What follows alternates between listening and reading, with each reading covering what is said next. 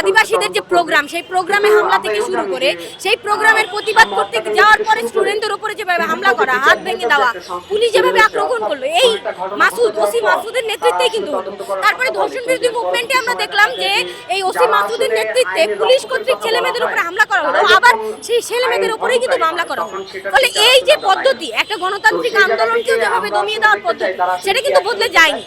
এবং ওসি মাসুদদের এই যে ক্রমাগত সেই হাসিনা আমলের পুলিশেরই আচরণের প্রতিনিধিত্বকারী হিসেবে কিন্তু এখন আবার আমরা দেখতে পাচ্ছি।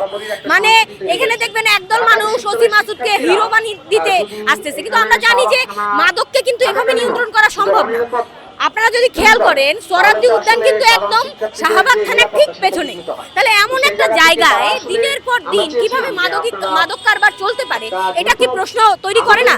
ফলে বোঝাই যায় যে কোনো না কোনো ভাবে এই পুলিশের প্রত্যক্ষ পরোক্ষ সহযোগিতায় কিন্তু এখানে মাদক ব্যবসাগুলো পরিচালিত হয়।